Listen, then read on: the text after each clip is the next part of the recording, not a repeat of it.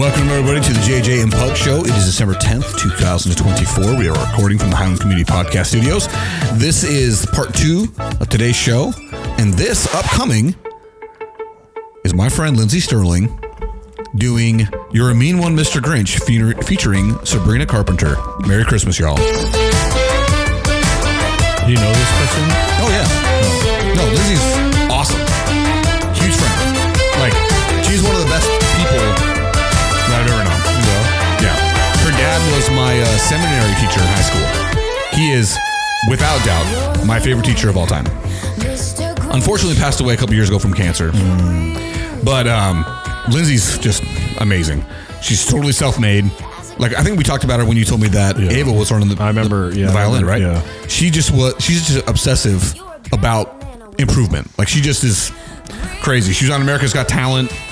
Now she's the world. She, in fact, did the halftime show for the Packers Thanksgiving Day game.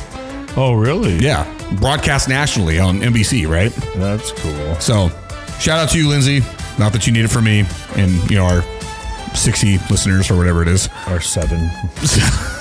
Hey, just kidding. We're not that bad. No, we're good. We're not that great either. But doesn't matter. We don't do it full time. And we also do it for fun. Yeah. All right? Yeah. At least we're going to tell ourselves that for a while.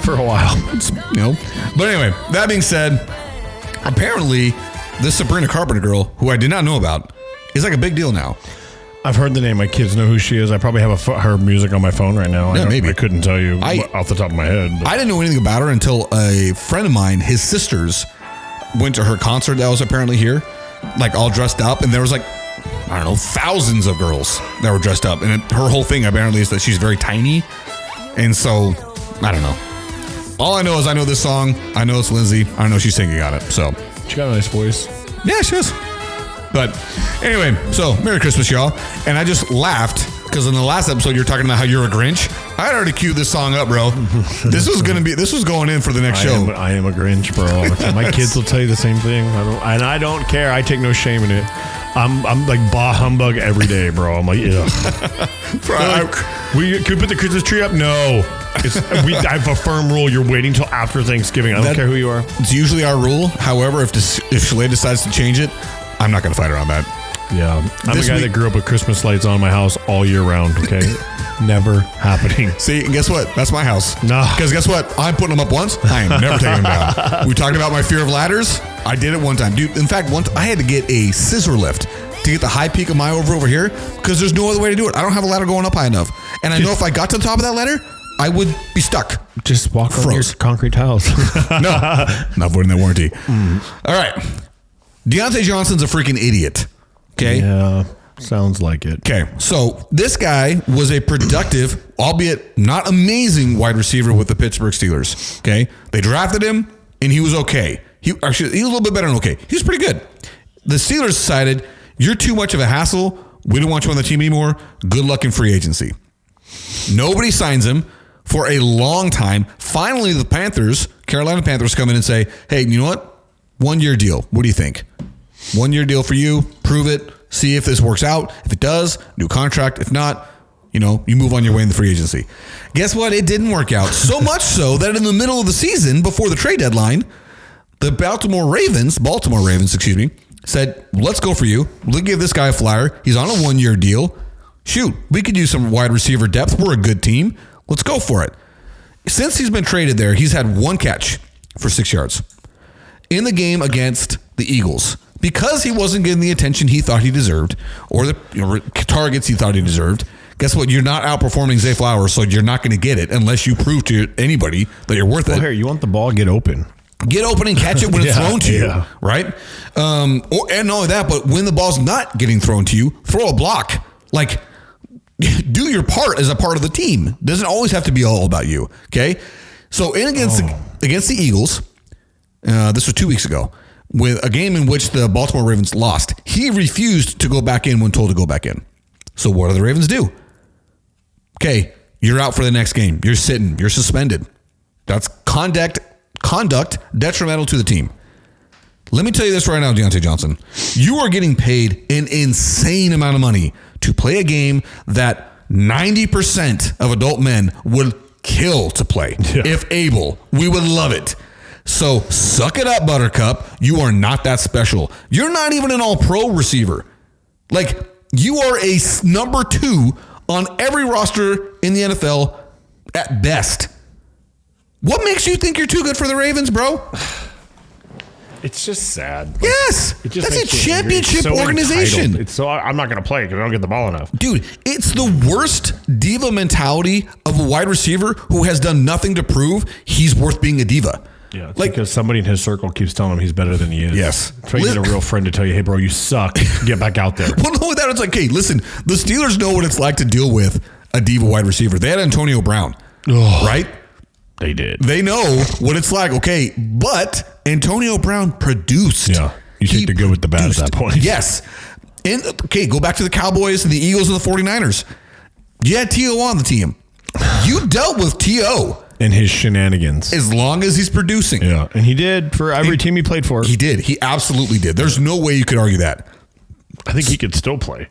He claims he can. Yeah. I think he's still playing indoor football. I think he's playing arena football. Somebody should just give him a shot one game to see what happens. I'd love to see it happen. So cool. He's like 50 years old. I don't freaking. What was that video that you and I watched where he had a race against somebody? Who was he racing?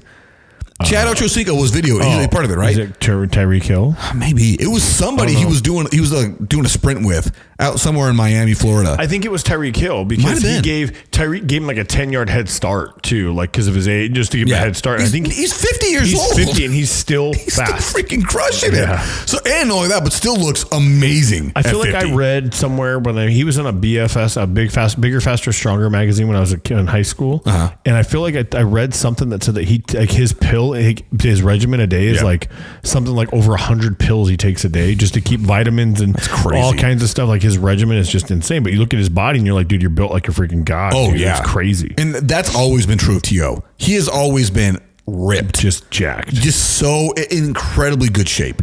He's probably one of the first athletes I can remember that took taking care of their body to an extreme level of care. A hyperbaric chamber.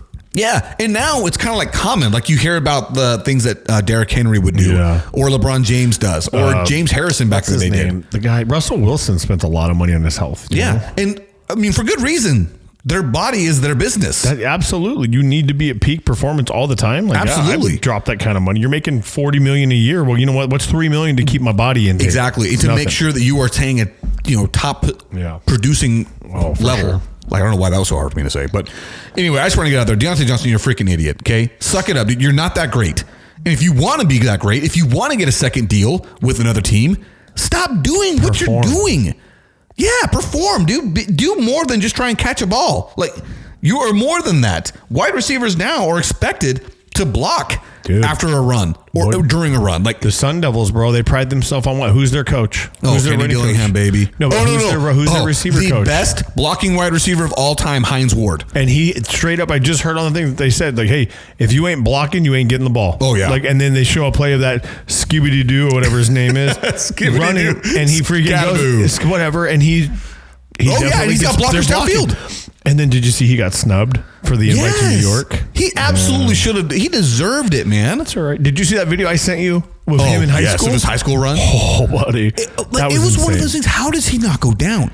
I don't know. It doesn't make any sense to me, but he's built like a little fridge, dude. His center of gravity is like perfect. Oh, yeah. Like, he's got thick. The perfect running back build. So hopefully he stays healthy. Unfortunately, he doesn't have the perfect running back speed, which is what's going to keep him out from being an amazing Mike Allstott didn't have speed. That's true. And he was a freaking tank. He's not Mike Allstott, though. I know, but I mean, Mike Allstott was what, 240, 250? I don't know. He was a thick dude. He was so big. Shoulder pads and were the up to his shoulder pads were 7 times too big. I know.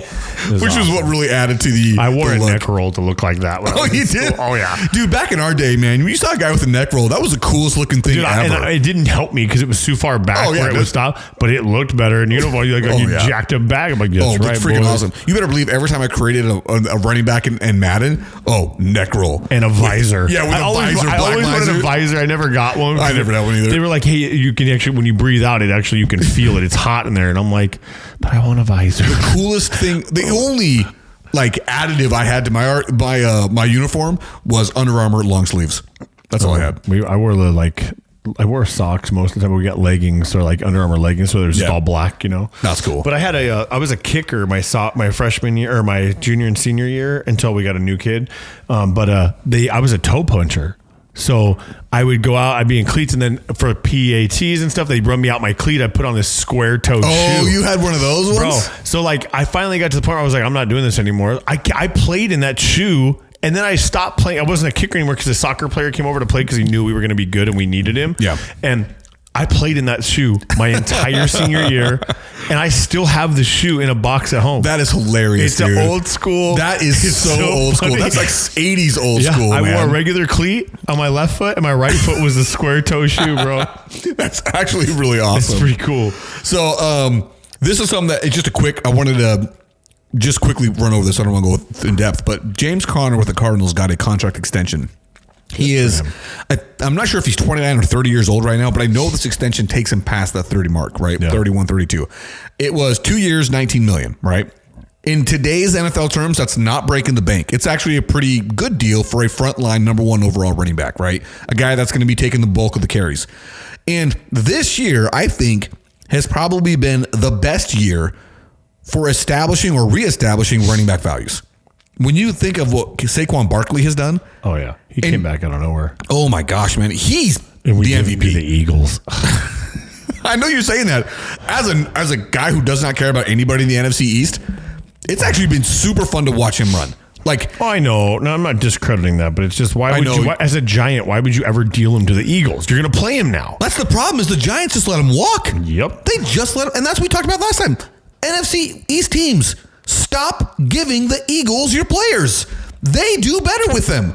It feels like everybody that gets forgotten or let go by their previous team, they go to the Eagles, and suddenly it's like, oh, this guy's actually really, really good. Yeah. Right? Like Mekhi Becton, he was the drafted left tackle for the Jets. The Jets let him walk.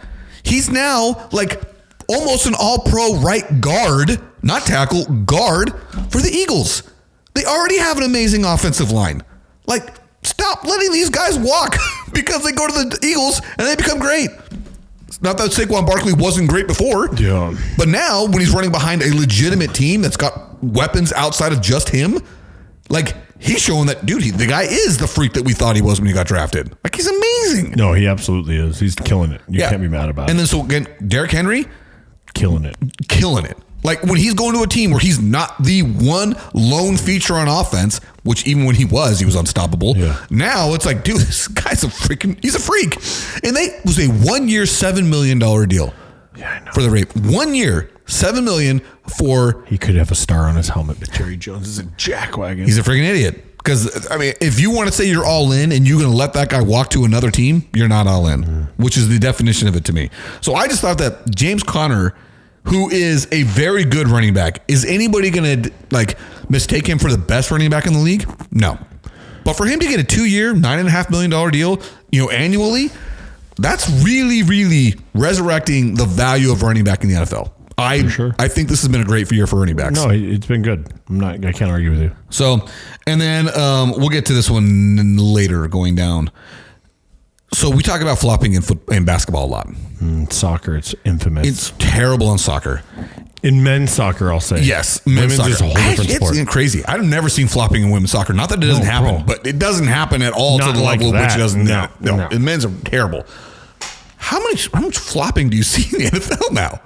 Well, I see tons of it. What do you mean for what? In what sense? To sell a late hit, to sell roughing the passer, or to sell a unsportsmanlike conduct thing.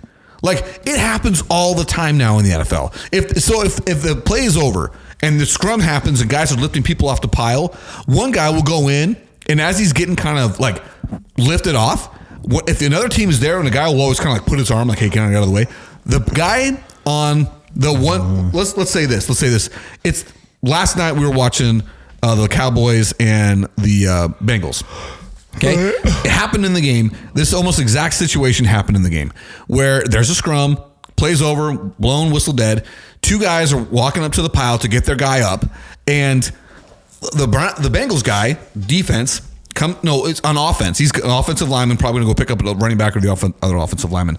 Comes up, and he kind of puts his hand out to the Cowboys guy. The Cowboys guy puts his arm on him, like kind of like gives him like kind of more of a shove. Not anything egregious, right? Not anything egregious whatsoever, but definitely like more aggressive. Like, don't touch me, bro. Yeah. You know what I mean? Yeah. And then the Bengals guy comes right back at him like, hey, dude, like almost like, don't you do that to me? I'm not going to let you just push me like it's.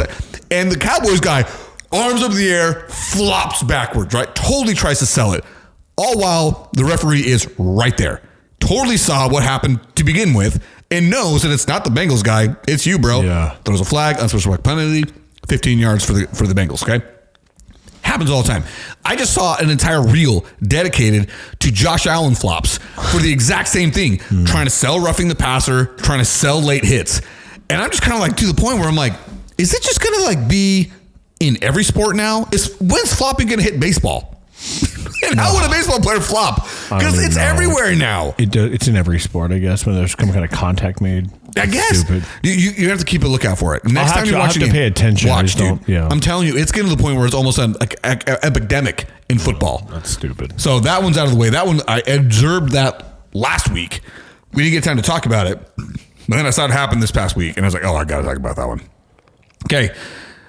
Which brings us into flopping in soccer, and let's hear this story, dude.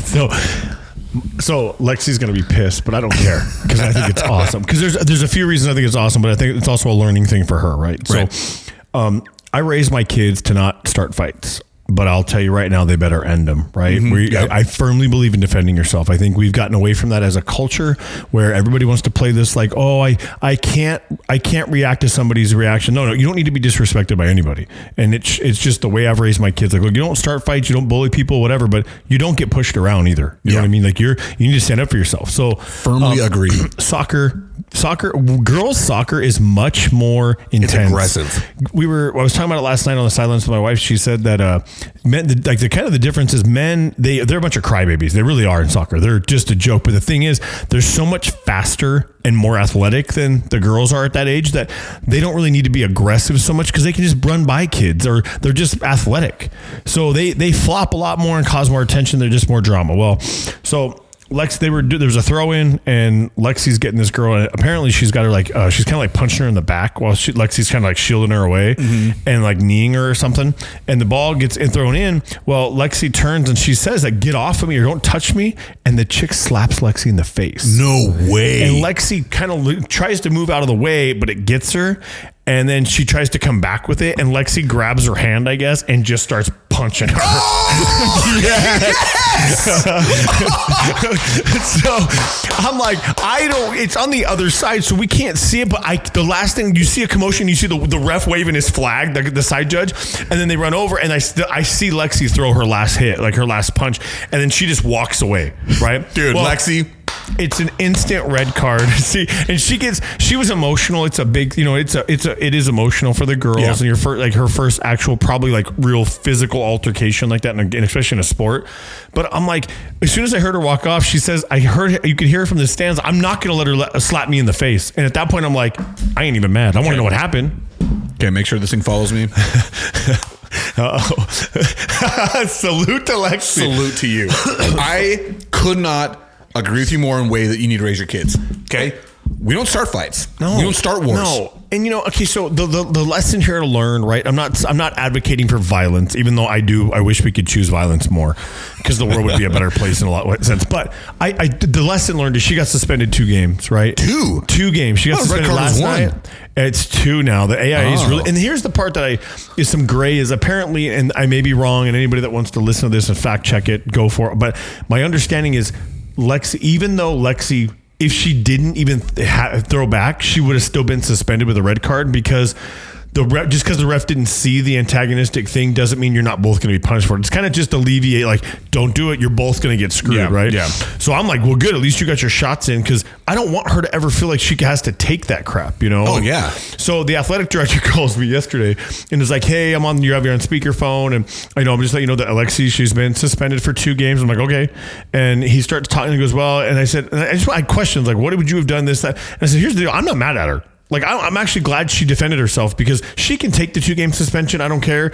So just 2 games, meaning the full game that she was in and plus the next 2 game? more. 2 more. So she got moved out of the second half of that game, and then she got removed from yesterday's game, and she's not playing tomorrow's game. Now that is severe. So it is a little extreme, and she's got to take a video. And this is where I was like, she's like, she has to take a class, and you got to take it online, and before she can come back about conduct.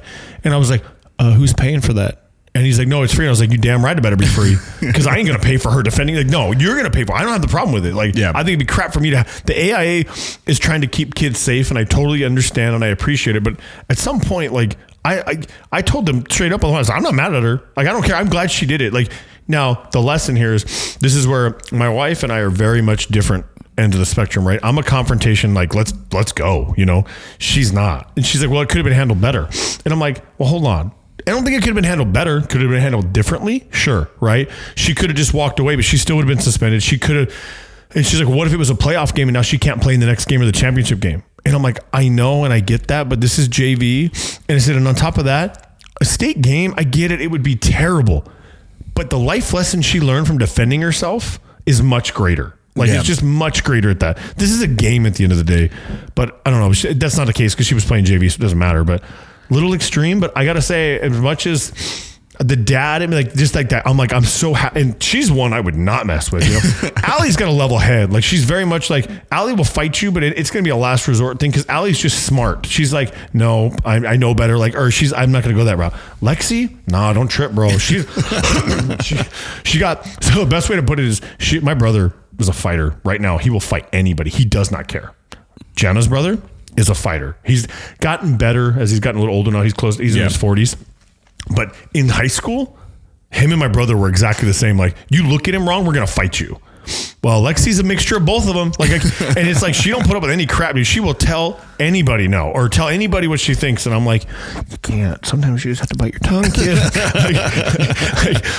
Well, they're wrong. I know they're wrong, but it doesn't mean they're wrong. Like, it sucks. It's a tough lesson to learn. But anyway, so that was Lexi. She, I know she's going to be mad because I talked about it, but I don't care because I'm proud of her in that sense. Like, I don't think violence is the answer in a sport. And unfortunately, but here's where I'm going to push back a little bit. And that's fine. Because I do agree with you that violence isn't always the answer. But when it comes to sports, especially because whether soccer is not American football, right? No.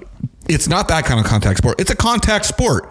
It's the same thing with basketball. It may be not, you're not wearing pads, you're like playing rugby or something like that, but you are constantly banging up against each other. You're bumping into people, you're running. And in soccer, there's a lot of jersey grabbing and there's a lot of positioning and stuff like that. Listen, if someone is going to try and take liberties with you when you're already constantly, boxing out, playing a position, and trying to get in a position, and if someone's going to try and take liberties with you, let that person know you try it again. This is what's going to happen to you. Well, and I'm sure. Like, I just firmly believe, like, it's again the same. It's easier for me to say that because I played football, right? And that's the part. The soccer, you can't like. In football, you got cheap shot or something stupid happened. You're like, all right, I'm taking you on the next play. I'm just waiting. Yeah, you just wait. You're gonna be lost in La La Land, and I'm gonna ear hole you like a mofo. We're gonna pull left. Yeah, we're gonna do power left. Yeah. We're gonna pull the left guard, and coming. You're done. Yeah, I'm coming. He's just gonna come across the line thinking he's got a tackle, and I'm gonna smash him. I totally agree. So it's a little different because football, like soccer, you'd have to almost like time it right, and even then, you may risk getting a red card or not. But I'm like, listen, you got smacked in the face, and she tried. Like, I don't blame you. You do what you had to do. Like. Could we have maybe been different? Sure, but I'm not mad because you acted and you defended yourself, and that to me is huge. So maybe the better way of doing it is to alert the referee, like, hey, just so you know, this is what's happening. Like, we're getting in position, and she just took a swipe at me. If it happens again, I will not hold back. Like, maybe that's the correct position to take. I don't know. I can tell you this right now. I meant it when I stood up and saluted you, Alexi, because to me, if someone is going to take advantage of you, it is up to you to try and to diffuse. But in that position, in that situation, I would have done the exact same thing. And I am not a fighter. Yeah. I am not a person that throws hands. I don't do it. But I will tell you this, there's been a couple times in my life where my buttons were pushed to a level at which I said, there's nothing else for me to do. I've tried. I'm done. Especially when you get hit in the face. Like, it isn't like she pushed her in the arm or something like that. Like, dude, I hate being hit in the face. Like, you want to piss me off, dude? Hit me in the face. Like, let's do this. And my kids know it as like a joke. Most people. Right. But it's like that, like, I don't like to be place slapped in the face. Like, don't hit my face. Like, yeah. So if you're going to, in a game like that, if you're going to try, she took a full on slap at her and slapped her in the face and then tried to come back with it. And let's the way for her to grab it and just start punching her. I'm like, all right, well, dude, you're going to learn today. To me, that's like the most hardcore thing when somebody came to slap at you and you got the hand mid slap. Yeah. And she just starts. That's so awesome. Yeah. Shout out to you. That's awesome. Okay. Violence is not the answer, but sometimes it is. But sometimes the keyboard warrior needs to get punched in the face. Dude. I say sometimes a lesson needs to be taught. Hey, and I'll guarantee you that chick probably will think twice about throwing slaps at somebody because she's probably never had somebody fight back. Oh yeah, and that's today's culture that doesn't happen. That's another thing about it is that person that threw the first slap probably thought they're going to get away with it. Yep. They're not going to think about it. They're going to have to think about it from now on. It's like, do I do this ever again? And do I do this ever again when I'm playing Queen Creek? Yeah. Probably not. Probably not going to do this if I'm playing Queen Creek ever again. So again, I'm proud of her. Yeah. I would love to see the video. Is it on video? No. So that's the thing. Like, because I asked about video, because if you have video, let's say she didn't throw anything and there's video and you can dispute a suspension if you have video proof that you didn't do nothing, right? But I don't think anybody saw it. It was literally on the other side of the field, right next to the other team's bench. Like it was, I mean, is on the other side of like the 45-yard line. Like there's nothing you could see. Mm-hmm. All I see is Lexi kind of coming back and I saw the last throw and I was like, oh, Lexi going to get kicked out. That's awesome. I'm like, oh. I really am. Like, I am so proud of her. She ain't my daughter, but man. She's funny because she's embarrassed, but she's not. Like I think she's happy with what she did because she did what she was raised to do. Yeah. But it's also like that, like there's emotion. Like she was kind of crying about it, but it's not crying out of sadness. It's just emotion. Yeah, just emotion. And not only that, but like the situation of, I am not the one that started this. I ended it. I didn't start this. Yeah. And I'm being punished for something that they did. Yep. Now, did I act accordingly? Yes, I did. Did I react accordingly? Yes, I did. I mean, but that's like, it's always the rule in football. The first person never gets caught. It's always the person that retaliates. Always the second person. In the example I gave earlier about the flopping, that never happens. Yeah. Right? The first guy never gets caught. It just so happened the referee was literally right there as it happened. Standing right there. Right. So, and that never goes that way. It's always the person that retaliates. At the same time, like I feel like sometimes the retaliation is absolutely warranted. And so I'm not mad. She's only missing 2 games, Monday and Wednesday. She'll be able to play on Saturday. Like, it's like, look, and she's learning a lesson that it sucks to sit, right? It's like she didn't want to go practice tonight. And she's like, well, I can't play. And I'm like, that's, but I mean, she's got homework and like, I have finals next week. And I said, I get it. But if you didn't get kicked out of the game, you'd be going to practice. I think practice is something you need to go to. Yeah. I'm with you on that one too. But also, I think one of the reasons why I'm super proud of it is because that's exactly the same thing I teach my kids. And I tell them all the time, like, listen, we don't start fights. You're not a fight. We do not do that. We stick up for people. Yep. If somebody comes at you, do not get pushed around. Nope. You cannot let people push you around. No. And I'm not saying you got to be a fighter, with that look in your eye all the time, like you're ready to go. But at the same time, like if someone's coming to push you around, you can't be a speed bump on somebody else's road. Like you got to be the one that stops them. You need to be capable of violence. Yeah. Right? Just capable of handling business. It's like I'd rather be a warrior in a garden than a gardener in a war. Yeah. You know what I mean? Like, because it's true. Like, I can turn it off. We teach this stuff all the time for people where I work. Right? It's, hey, look, it's like you can be a warrior in a garden and keep peace everywhere, but you need to have the ability to be a warrior. Yeah. And in today's society, you look around, it ain't nothing but gardeners, bro. Like it's terrible. And Dana White does a video of he talks about being a savage, and not in the term of like slander word. It's more of a just ruthless. Like in today's society, if you raise your kids to be ruthless and just go get what they want and take no crap, they are going to take over anything they're in, because the world we live in is a bunch of sheep. They're not used to it. So they come off as somebody that they don't like because they're headstrong. I'm trying to use words that aren't swear words. They come off super powerful, like, being, women, especially like my kids, because I have all girls. So if you come in as a powerful woman, instantly you're thought of as the B word, right? Yep. Oh, she just got an attitude because she's this. No, it's because she's successful, and that's your only defense mechanism to call her that, because if it was a guy, you wouldn't be calling her that. So when these girls come in and they're powerful, like you just teach your kids, and boys or girls, to be savage is the only word he uses. I don't know another word, but just ruthless. Hey, you're going to teach your kids to take over the world. Like they're going to be the ones running things. So you got to ask yourself, do you want your kids to be sheep, or do you want your kids to be, ruthless? Yeah. So it's up to you, but I'm a guy that I want my kids, whether they're girls or boys, to be ruthless. I want them to not. Nobody's going to take any. My kids are not going to take crap from nobody. This is going to sound like it's out of left field. I promise you, it's not. If you could pick your last name and you were a defensive player, what better last name than Savage? Yeah. There's a safety who plays in the NFL. His name's Darnell Savage, and I've always thought that is the coolest freaking last name for a safety. For that. Unfortunately, he's not amazing. He's okay, but he's a starter. I mean, but I remember when he got drafted to the Packers. He's from Maryland, University of Maryland. I'm like, dude, that guy had better be the hardest hitting guy that's ever existed because that name dictates you must be a savage. You must be. You have to, right? Oh, so cool. Anyway, now I'm going to talk about one very, very, very sad thing. I think the Cardinals are done. Yeah, they had a pretty bad showing. They just couldn't get moving. I don't know. It's just not a good game. On Sunday. Started out okay. Yeah, on Sunday, they rode right down the field into the very first possession, scored a touchdown. Okay? Feeling good. Seahawks come down the next possession, they get a field goal. And on my mind, I'm like, okay, you know what? We've already scored a touchdown. We've got 7 points. That's better than we did the entire last game we played the Seahawks, which is 2 games before. Interception. And I'm like, okay, that sucks. And then the next play, touchdown, Jackson Smith and Jigba. Another freaking hyphenated last name. I'm done with it. Pick one. So, okay, now we're down. It's, what is that now? 10-7. Okay, we can do this. We got an offense that's capable. 10-7, we can do this. Very next possession, interception. Bro, I told Schley, shut the TV off. Can't watch this. This is going to wreck my day. I don't want to see this. Okay? Just like that, down 17-7.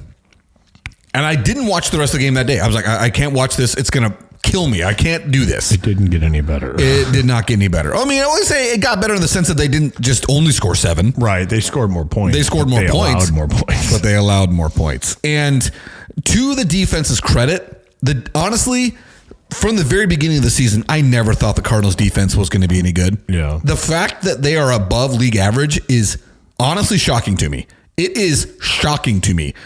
The secondary, which is made up of mostly first year and second year guys. Outside of Buda Baker. Outside of Buda. Well, and Jalen Thompson. But all the corners, they're, and Sean Murphy Bunting, stupid hyphenation. Pick one. He's been, honestly, he's been a terrible signing in my opinion, but whatever. The first and second year cornerbacks have been good. It's been crazy. The defensive line has been constantly in a rotation because guys are getting hurt. The 2 guys that they picked up in free agency, spent all the big money on, gone on IR, not playing for the rest of the season. Okay. Linebackers. I mean, nobody knows who the linebackers of the Cardinals are. Kaiser White and Marlon, not Marlon Mack. That's a running back. Mack. Why can't he play for the Browns last year? God dang, number 2. Help me out here. You got nothing for me. I want to say it starts with a J. No. I'll look. Go ahead and keep talking. I'll look. Anyway, he's number 2 middle linebacker for the Cardinals. He has been a great signing. I've actually been super impressed with him. And so anyway, the defense is something that I never expected much from, but I am really impressed with what they've done. Yesterday was a terrible showing on the run defense. Zach Charbonnet for the Seahawks, who was the backup to the running back, Kenneth Walker, who did not play, had the best game, I swear, of his career. Ripped off a 40-plus yard run for a touchdown, again, against the defense, who couldn't stop the run at all game. What's the name, by the way? I'm looking still. Go ahead. Okay. And it was just, okay, so a couple things that I had. The red zone offense for the Cardinals, which got off to a 16-for-16 start, 16 times in which they were goal to go, 16 touchdowns. Since then, awful. They've been terrible in the red zone. It is the primary reason why the Cardinals are on a 3-game losing streak. The red zone offense has sucked. And I don't know why. It just completely stopped working.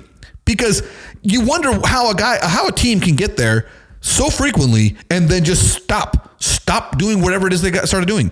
Secondly, we talked about the rush defense. On Sunday, absolutely failed him. Mack Wilson Sr. God, freaking dang it. Mack Wilson Sr. Anyway, he's been good. The rush defense was terrible. The best playmaker on the Cardinals offense is Trey McBride. Okay.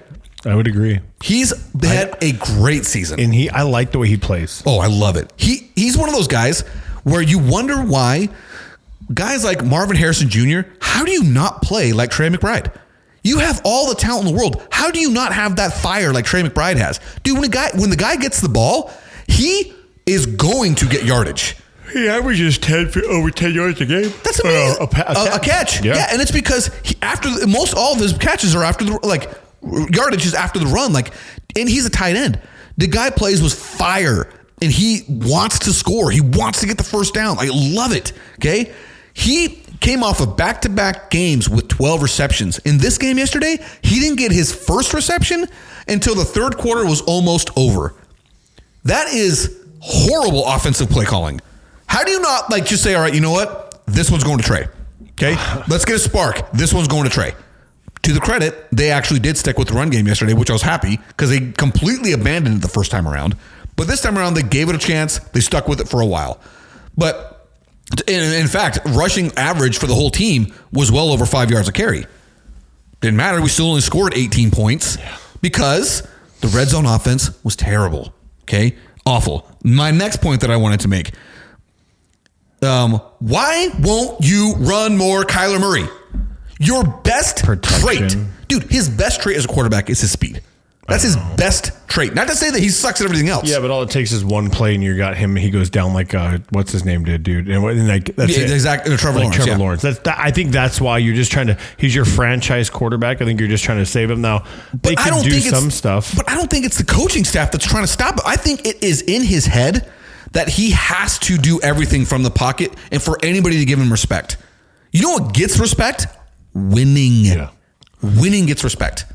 And the Cardinals, and I don't have the stat right in front of me, but it's something that's reported all the time. The Cardinals' win-loss record when Kyler has more than 4 carries is it is crazy. Just 4 carries makes the biggest difference in the world for the Cardinals winning versus losing. And guess how many runs he had yesterday? 3. They lost. The threat of Kyler Murray running changes your entire defensive play calling, right? You have to constantly, now we got to keep a linebacker in as a spy. We can't have that guy in coverage because we have to make sure Kyler doesn't run. And I just think it's I don't know everything that's going on in that offense, but I do know this. Kyler Murray, your greatest trait as the quarterback is being, if not the fastest, one of the fastest guys under center in the entire league. Use that threat more. Now, I'm not saying 10 times a game, but it's got to be something the defense has to consider on third down. Because there's nothing more deflating on the defense than when you've got them on 3rd and 10 and the quarterback scrambles for 10, 11 yards. First down. It's you did it, your job for 2 downs, and then he just got that first down. I remember the 11th man got you. Oh, dude. Because I remember when Russell Wilson was with the Seahawks. Russell wasn't the fastest guy, but he was a pretty quick guy, right? And I felt like every single time it was 3rd and long, Russell Wilson was going to scramble for a first. And it just was so deflating. The next thing I had here, Chatter Island, I'm about ready to say goodbye to you, bro. This is the second game in a row in which you've doinked the field goal, okay? If he would have made this field goal, we had 18. It was 18-27. He hits that field goal. Now it's 21-27. Game is totally within reach. Yeah. He misses a 40-yarder off the uprights. Ding. And what does that do? Not just for the team, but the entire stadium. Everybody starts leaving. Yeah, because now game's out of reach, bro. We can't get this game now. Nothing you can do. There's nothing we can do about it. I mean, yeah, do miracles happen? Sure. Usually in a Disney movie, not typically in real life. So, Chatter Island, you've stepped in good. You had 3, I think it's 3 game winners, right? Awesome. But the last 2 games in which we needed you, specifically last week when we lost by 1 point and you missed a field goal, those numbers come back to haunt, okay? And all of that is to say, the NFC West is still within reach. Everybody's within 2 games. The Rams absolutely blew out the Bills yesterday. Who saw that coming? Hey, Caleb Williams, remember when you told that punter that he wasn't going to punt much? Did you see that stat yesterday? Yeah, he's punted more than he ever has. Not only that, in the first half of the 49ers Chicago Bears game, the entire Chicago Bears offense had 4 yards. Jason, 4 yards and a half of football for an entire offense. For the number one pick. You know how many punts they had? 7. 5. More punts than yards. One of and a these half. days, my answer 7's going to be right. In some sense. It's going to happen. Anytime somebody asks me something, I'm like 7. That's a lucky number, bro. Yeah, 7. The point is, what I'm going to say is the NFC West is still not decided. It's still completely within reach, and the Cardinals are on a 3-game losing streak when they had the number one spot in the division in their hands. They were holding on to it.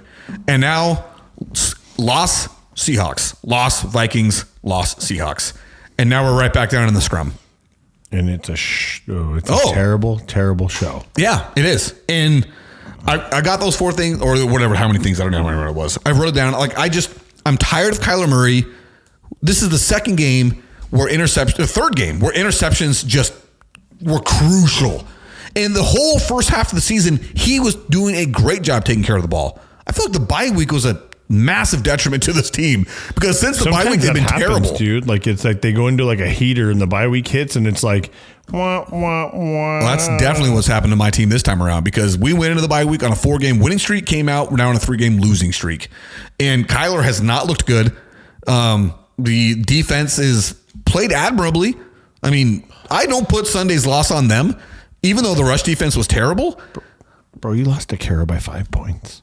Dude. Oh, let me tell you about that one. Let me just tell you right now. We're trying to kick her butt, dude. She's 12-2. Okay, dude. I hope she loses the first round of the playoffs. Kara, suck it. I went into Monday night's game with an 80-point lead. Jason, 80 points. She had one player.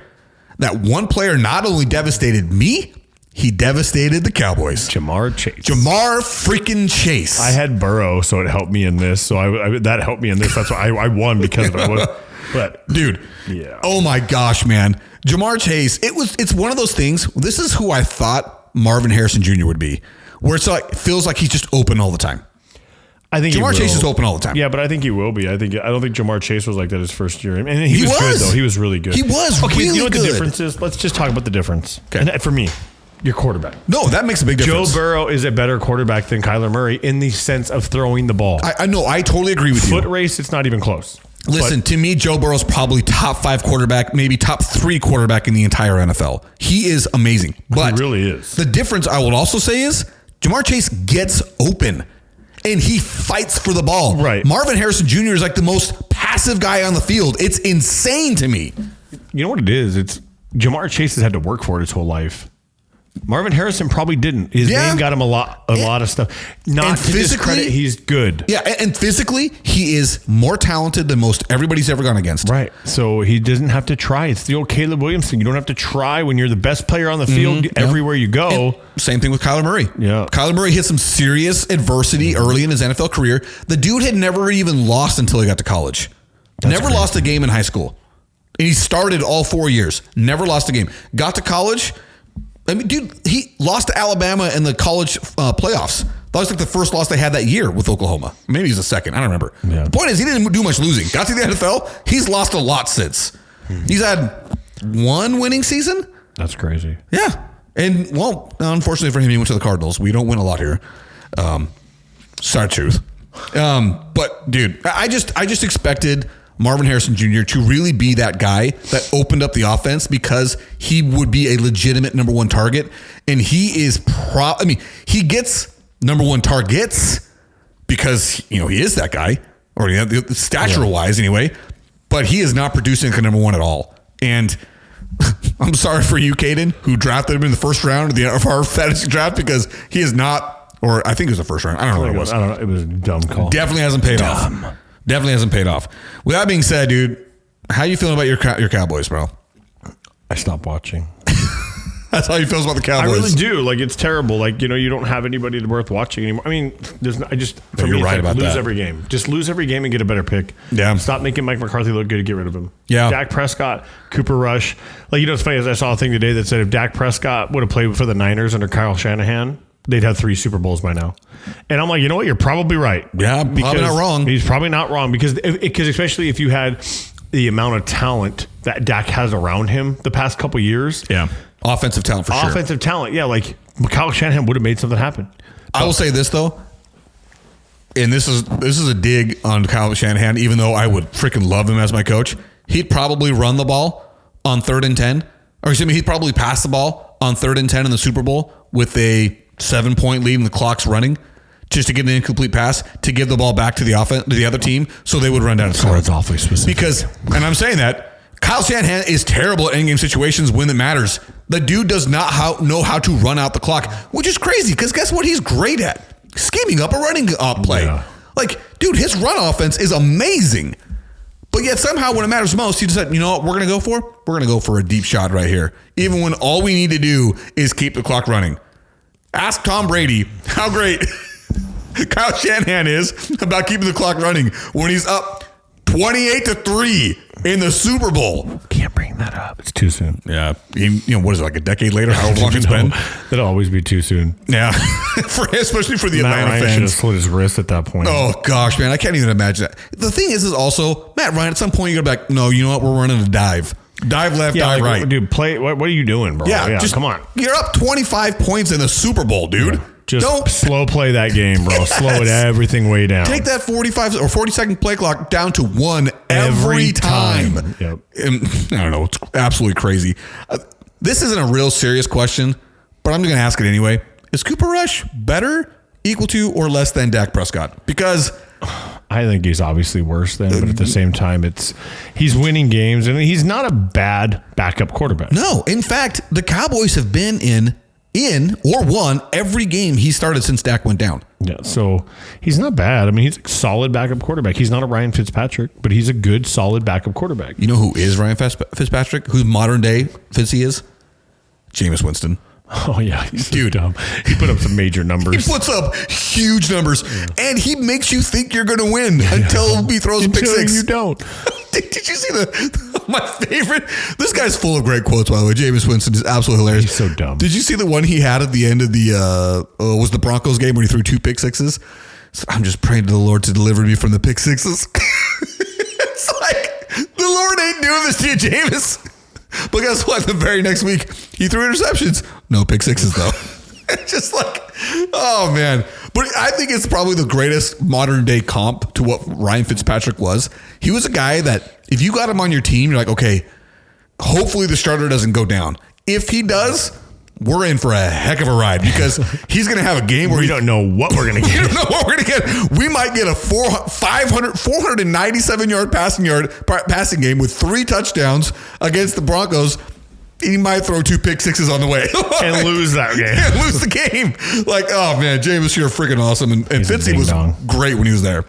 All right, man. Well, we don't got much more to talk about unless you want to continue to complain about the Cowboys. No, they suck. I got all my Cardinal stuff off my chest. I really am sad. I thought this was the season where we go from worst to first, and I think the playoffs are out of the picture now. Yeah, we'll see. It's a crappy division, so we'll see. When you say crappy, I mean... No, I meant like everybody... It's a tight division. Yeah, it's a tight division. It's a crappy place to be, but anything can happen. Yeah, that's true. I mean, we do have the easiest quote-unquote schedule coming up, but Bryce Young's playing the best football of his entire freaking career now. Yeah. And he's not an easy out. And I don't think the Patriots are an easy out because Drake May is legit. And we got to play the Rams and the 49ers again. So... Well... Say fresh cheese bags. Yeah, like fat kids in dodgeball. The Cardinals are out. I knew you were going that way. I knew you were going to do that.